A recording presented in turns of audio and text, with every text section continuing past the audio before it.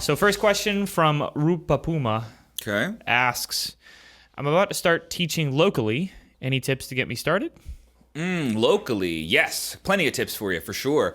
When I first started teaching drum lessons, it was all that I did. It was my full-time job for many, many years before I went online at all. And I started making some online lessons really in order to, I guess, increase the value of my in-person lesson. So if somebody was studying with me in person, I would be able to say, hey, when you go home, this lesson that we did today or this week, here's a video of that same lesson so you can sort of recap that lesson when you get home. And so that was one very early on thing that I figured out that I think was helpful, is that creating video lessons for your in-person students does add a tremendous value to your lesson. So I would recommend doing that for sure. Not necessarily, I'm not telling you to go down the road of having an online career necessarily. If you don't want to do that and you really enjoy in-person lessons, still an awesome thing to do. But having videos to sort of supplement some of those lessons, or at least, just add to the lesson, that was really, really helpful for me. And I noticed my students really liked that as well. It was something they had never seen before.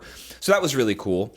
Beyond that, Craigslist and Facebook marketing ads, those are really big. Not even paid ads necessarily, but 10 or 12 years ago, Craigslist was a lot different than it was now. Yeah. But I got most of my students from Craigslist. That was a big one, posting ads daily.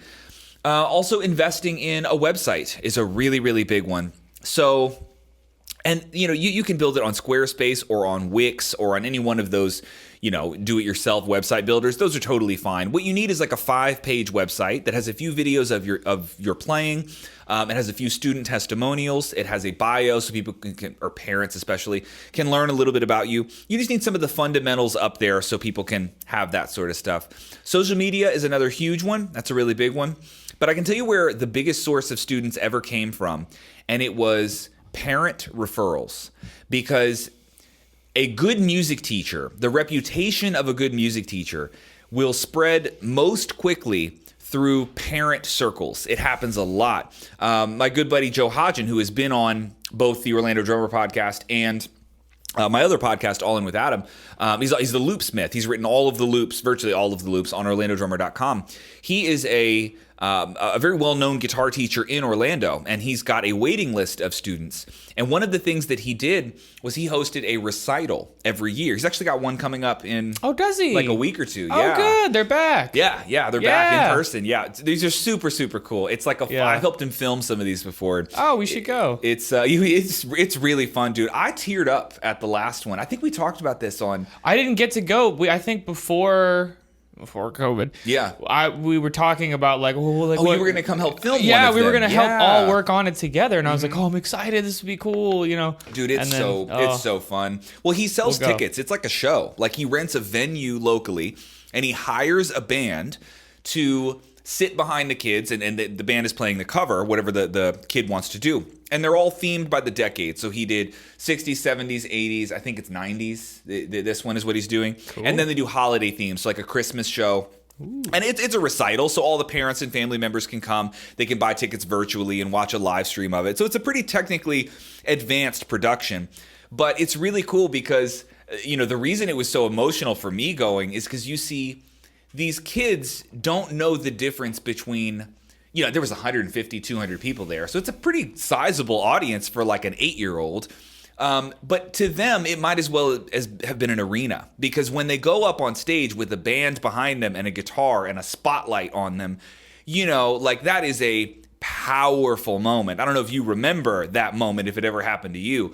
But the first time you perform music to an audience live with other people around you, there's a heaviness to that. It's really cool. And so how he accumulated such a large student roster was by filming these and then and then sending the videos to the parents, who would put them on Facebook, and then they would share them around. And you almost have like this parent jealousy thing that happens where someone's like, how did your kid get, look how cool my kid is, and other parents are like, hey, how did you get your kid to play on stage with a band? And they're like, it's my guitar teacher, Joe. And then Joe would get this long list of different people emailing him to want to start lessons. So that was one very cool tactic that he did. There's not one way to do it, to build up a large roster of local students in your area, there's not like one way. It's really a long collection, a long list or a collection of different things that you should be doing all at once. Online ads, yeah, that's a huge one. Website, that's a big one. Email marketing, if you can collect the emails of people in your area who might be interested in this sort of thing, that's helpful. Volunteering at any type of music program for a local school, whether it's a private or a public school, that's a really big one as well. And of course, networking with other teachers, because there are times when teachers will, let's say, take a gig and have to have someone sub in some of their students. That's a big one too.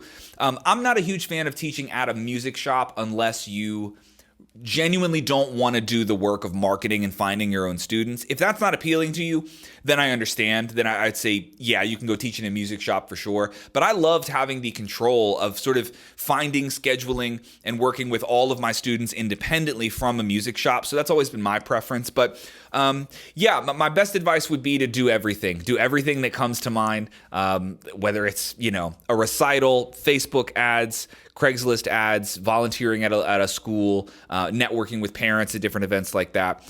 Anything and everything is going to be helpful. It's not just one thing. So yeah, hopefully all of that helps, man. That's a great question. Do everything is the short version of do that everything. Answer. That's kind of been my answer for a few questions. Like just everything. Oh God. Yeah. Well, you might think there's a magic trick, and I guess it's my way of saying there is not a magic trick to that. No, there's it's like no running one a business. single answer. Yeah. That's fair. I don't know. Because otherwise saying do everything is like, oh, it's the weight of the world on your shoulders. Kind of, sort of. Yeah. Right, well, cool. Do everything. Being a solo entrepreneur does feel like that, You do have to specialize in a lot being Yeah. a solo entrepreneur. Yeah, absolutely. It requires you to put more attention into things you otherwise thought were unimportant in the past. So I do have one other point, though. This is one thing that I did that I haven't taught private lessons in a very long time, but I'm thinking back to some things that were helpful.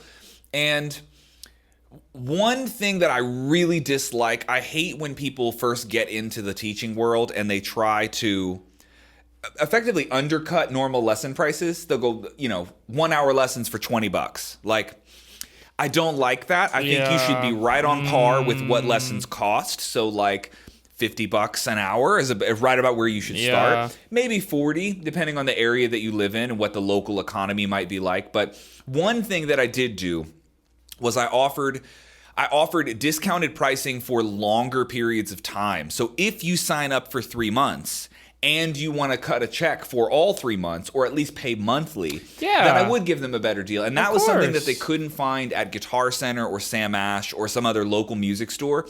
They didn't have anything like that. So that was definitely helpful. But just be careful, because I'm not telling you to go cut your drum lesson prices in half. Because it's really not that sort of thing. If you feel like you're worth $20 an hour and that's all that you're worth, then I would say don't teach yet. It's a weird world to get into if you have to be half of the cost of everyone else that does this for a living, right? It probably means it's a little soon for you to start teaching. So just something to keep in mind. Yeah, value yourself. And if you feel that you are not of that value, do what you can to be of that value to yourself and to other people. And then you can charge what's appropriate for your services. Yeah, correct. Yeah, building your value would be the answer to that one. If you there think, you go. Yeah, exactly. If you think you're worth $20 an hour, how do we get it to 40? What can you do to make yourself more valuable? Yeah, cool. I like that.